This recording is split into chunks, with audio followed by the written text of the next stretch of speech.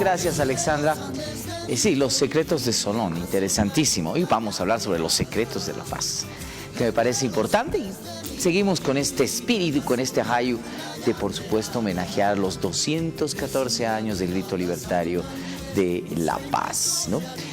Hoy tengo el gusto de tener como invitado a un catedrático de la universidad, yo diría docente, emérito, investigador, pero además bajo ese tilde antiguo en La Paz, un patricio paceño, alguien que sabe mucho de la ciudad, mucho del departamento, y nos puede hablar apropiadamente, nos puede dar muchísima ilustración hoy día. Fernando, muchísimas gracias. Fernando Cajías está con nosotros. Bueno, muchísimas gracias por tu invitación. Feliz de estar en este programa de Cartas sobre la Mesa para, bueno, recordar esta fecha tan importante Bueno, que se nos acerca, ¿no? Para nosotros es el gusto, Fernando, de verdad para nosotros es el gusto, y está. Además, claro, todos recordábamos a Fernando como fundador de la llamerada San Andrés. Ahí subimos un poquitito. Una danza que, más allá de lo pintoresca, bonita, tiene mucha, pero mucha historia, ¿verdad? Por supuesto, es una historia que viene desde la época prehispánica, ¿no? Porque la llama ha sido compañera de las culturas andinas desde inclusive antes que se descubra la agricultura. Sí, pero además los llameros representan la actividad, el ajayo de la actividad comercial que tiene este municipio. Exactamente. Son nuestros primeros comerciantes, y La Paz sigue siendo una ciudad de comerciantes. Ojalá es el comercio. Los primeros transportistas. Transportistas.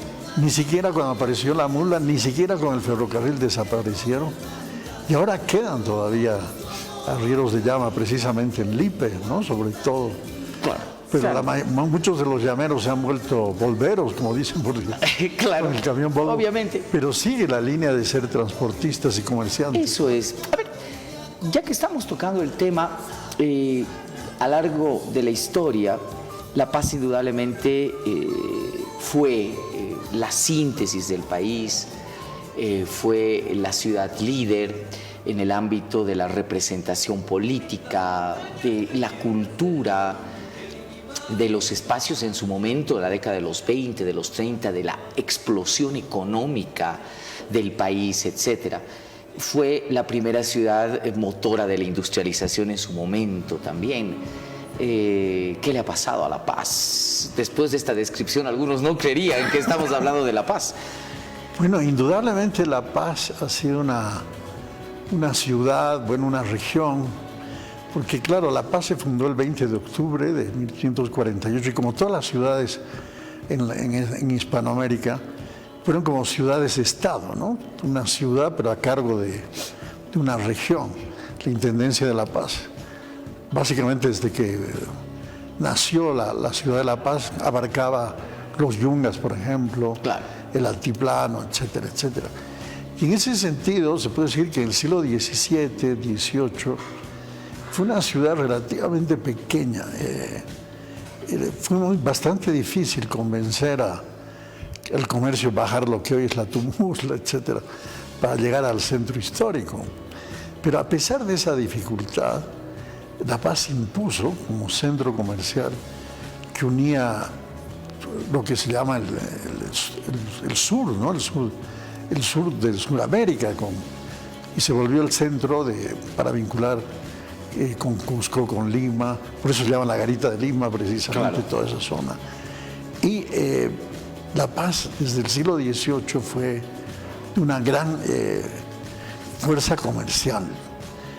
Parece que se fuera repitiendo, ¿no?, por mucho tiempo, que el comercio, claro, y el oro por algo, el río tenía oro. ¿Por qué esta rememoranza? Porque hoy el oro ha vuelto a ser significativamente el producto suntuario de La Paz. Es decir, claro, ¿qué exportamos los paceños? ¿Qué hacemos los paceños mejor? El oro. Es decir, desgraciadamente tampoco lo aprovechamos mucho, ¿no? Porque no pagan ese es un problema también central. Los impuestos que se debería pagar. No, pero además se va de contrabando hacia el Perú, etcétera, etcétera. Pero los ingresos principales de ese departamento son por el oro, definitivamente. Ahora, la otra fuerza, perdón, antes de acabar la parte colonial, fue que La Paz tuvo siempre una fuerte población indígena aymara, y a esa población se le aplicaba un tributo según los lugares, ¿no? Los de cerca del lago pagaban más, etc. Y ese tributo indígena, más lo del oro, más la alcabala que pagaban los comerciantes, fue el gran ingreso, y la coca. Desde el siglo XVIII, la coca, un gran ingreso, pero en ese entonces la coca pagaba impuestos también. Mira, fíjate. Y entonces... hay que revisar la historia, sí. Uno de los ingresos más importantes de ese aparato colonial era precisamente cobrar impuesto a la hoja de coca. Por supuesto. ¿No? Imagínate ahora. Si eso hiciéramos ahora, ni hablar, ¿verdad? Claro. Tendríamos un montón de recursos, probablemente incluso mucho más de lo que nos podría generar el litio en su momento. Exactamente. ¿Verdad? Ahora, Fernando, el tema básico es de que La Paz siempre ha tenido contrapuestos, si tú quieres, polos opuestos, en el ámbito de la lucha de liderazgo en el país, ¿no? Fue primero, ya en la era republicana, ¿verdad? Sucre. Correcto. ¿Verdad? Ahí la disputa por la capitalía. En el último tiempo hubo una especie de disputa romantizada, pero en los hechos era la disputa con Oriente, ¿no? Es decir, los poderes orientales, los círculos de poder del Oriente instrumentalizaron a Sucre para pedir la capitalía plena. Hoy La Paz es la sede del gobierno. ¿Cuánto le ha ayudado eso a La Paz o cuánto le ha perjudicado? Bueno, La Paz, como gran centro comercial que fue en su momento, se convirtió ya en el siglo XIX en la primera ciudad económicamente hablando y poblacionalmente, ya más grande que Sucre, inclusive que Potosí. Y acá siempre había una gran efervescencia política. Por eso los presidentes en el siglo XIX más estaban acá que en Sucre. Inclusive ya el Palacio de Gobierno se construyó en la época de Vallivian. Y presidentes como Vallivian, como el propio Santa Cruz, más tiempo estuvieron en La Paz.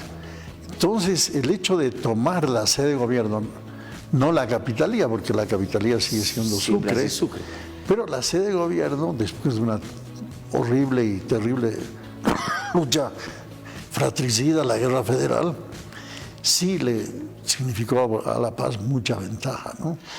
Eso ha perjudicado, pero a ver... A la larga, ahora sí perjudica en gran medida, pero en esa época La Paz se moderniza. Si vemos las fotos del siglo XIX, era bastante provinciana, había alguna que otra gran casona, como lo que es hoy el Museo Nacional de Arte, pero en general era bastante provinciana La Paz, y creció. Claro. Llegó el tranvía, llegó el telégrafo, llegó la industria. Claro, ahora yo no veo otra región del país que tenga la misma vocación de ser una capital política como son los paseños. A ver, La Paz. Desayunamos política. ¿Qué es lo primero que hablamos con el maestrito cuando nos subimos al taxi o al minibús? ¿No? Política. Almorzamos política. Tomamos tecito y hablamos de política. Cenamos y hablamos de política. Y todos los medios hablan de política. Nos acostamos con política porque es increíble. Hay programas políticos hasta medianoche. ¿Hasta qué punto esto es bueno para el mismo ciudadano de La Paz? Mira, lo que tú dices es tan cierto que un amigo español me decía, creo que este es el único país donde el lunes no se habla de fútbol sino de política. Y en general sí, somos muy politizados. Y eso obviamente hace que esta ciudad sea pujante, tiene muchas virtudes, pero a la vez es muy tensa, ¿no? Es intensa y tensa, y sobre todo porque vivimos demasiado influidos por la política, ¿no? Y inclusive influidos por una serie de factores, y hemos perdido lo que tuvimos el primer tercio del siglo XX, sobre todo, un poder muy fuerte de decisión, ¿no? Ya hoy por hoy, indudablemente, está aquí la sede de gobierno, pero algunos actúan, perdón la palabra, como inquilinos, ¿no? No tienen un sentido de pertenencia. Sí, creo que es apoyar, por ejemplo, a los proyectos de La Paz, más bien en materia de rutas camineras, por ejemplo, que integren el departamento de La Paz. estamos atrás de otros Ahora, departamentos. hay un detalle que a mí me parece importante, que también tiene que ver muchísimo con el tema del poder, aunque esta lógica es más demográfica y económica, la migración. La Paz, de recibir un flujo migratorio del interior del país. Y del exterior. Y del exterior, muy importante. Hemos tenido buena época de recepción de ciudadanos peruanos, ¿verdad? Chilenos, italianos. Alemanes que trajeron la industria. Que trajeron las primeras muestras industriales, ¿no? Hemos pasado a ser una ciudad que, según los datos del censo anterior, y veremos si ahora se ratifican o no, expulsora. Es decir, más bien el paceño está siendo invitado a irse de la ciudad. Y está recibiendo un flujo de migración interna, departamental, ¿no? Especialmente del área rural, andina, más concentrada en el Alto, pero con una significancia muy importante en La Paz. ¿Cómo le ha cambiado la cara esto a nuestra ciudad? Bueno, es algo realmente digno de tomar en cuenta. Yo hablo así como hay un sueño americano, dos tipos de sueño, ¿no? El sueño cruceño y el sueño paceño. El sueño cruceño, indudablemente, con todos sus errores, pero tiene actualmente una virtud, y es que está atrayendo a gente de todo el país, no solamente de La Paz. Lo que antes tenía La Paz era un imán para que venga gente de todas las regiones y todo el exterior. ¿Por qué? Porque este modelo tiene comercio, pero tiene un comercio también formal. Actualmente vemos que las grandes cadenas de farmacias, supermercados, se originan en cruceños, pero muchas veces son paceños que viven en Santa Cruz. Eso es lo que decía, que se van. Que se han emigrado. Que van detrás del sueño cruceño. Una fuerte burguesía que se ha ido. Claro. Y que se a ve ver, atraído. En el lenguaje muy típico, muy paceño, los jailones se han ido a Santa Cruz, ¿verdad? Mucho, pero de todo tipo. Pero con esperanza. Por ejemplo, han ido gente también migrando, gente muy pobre del norte de Potosí. Por ejemplo, Fair Play, ¿no? Claro. Industria, todos la consideramos cruceña, ahora, y es de un potosino, bueno, fuera de un potosino. Y el sueño paceño es el del migrante del área rural, que no todos lo logran, hay mucha gente que no lo logra, pero mucha gente ha logrado construir lo que ahora se llama la burguesía aymara, o aymara descendiente, burguesía chola, yo creo que es también poderosa. Yo creo que la ciudad prometida de la migración interna del departamento es definitivamente el Alto. Creo que hasta eso nos ha quitado ya el protagonismo. Es mucho más fácil, ¿verdad? En el Alto, además el Alto te ofrece mejores condiciones. Y esto va al tema, ¿cómo recuperamos ese atractivo? Lo que tú bien decías, y sería bueno rebautizarlo. Volver a crear el sueño paceño.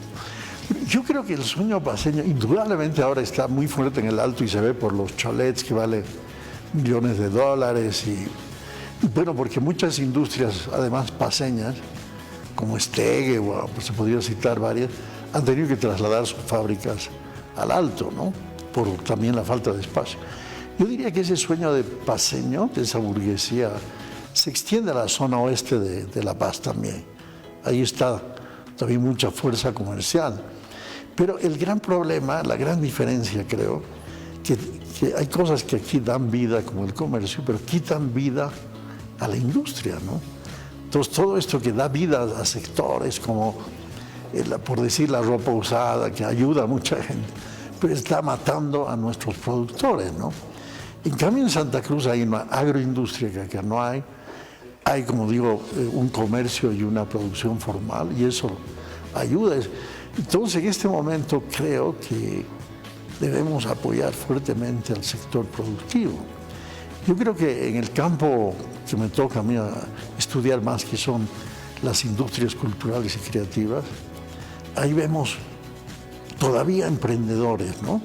Yo digo, la chola paceña, su fortalecimiento como identidad cultural, se debe a que detrás hay una industria, sí, las pollereras, las sombrereras, sí, las que hacen mantas. Pero no te olvides que todavía, y pese a todas las cosas, La Paz sigue teniendo la mejor universidad del país. Entonces, y aquí está mucho la fuerza del conocimiento. Claro, también. Es decir, creo que por esa es la ruta que tiene que ir La Paz. Pero mire, por ejemplo, ahora, ¿cuál universidad está dando más línea? Santa Cruz. Indudablemente seguimos académicamente muy bien, ¿no? Pero no hay que perder el liderazgo político, sin exagerar como antes pasaba, ¿no? En mi época recuerdo que terminar un semestre era a veces un milagro porque estábamos más metidos en política, ¿no? Y ahora indudablemente la parte académica científica juega un rol muy importante. Pero si la paz, las FULes paseñas han sido tradicionalmente la FUL de La Paz ayudó al triunfo del MNR y 14 años después a la caída del MNR, porque así es. Era muy activa, ¿no? La universidad siempre va a ser el microuniverso del país, es decir, va a ser la expresión. Por supuesto. El microcosmos. Es un orgullo que tengamos ese título, ¿no? De la mejor universidad. Pero indudablemente también no perdamos el liderazgo político que teníamos antes. Es interesante esa recomendación. Mira, después del 16 de julio entramos en modo entrada universitaria. Así que vamos a invitarte nuevamente para que nos hables de aquello que es imprescindible, la llamerada San Andrés, Fernando. No, y además, bueno, en la parte cultural creo que seguimos siendo una de las ciudades, no solamente en Bolivia, sino en todo. La influencia que tenemos sobre el sur del Perú, sobre el norte chileno, muestra la fuerza cultural de La Paz, ¿no? Siempre es grato conversar contigo, Fernando. Lo mismo digo, contigo provocas mucho, está muy bien. Qué gusto, de verdad. Un placer, de verdad, un privilegio.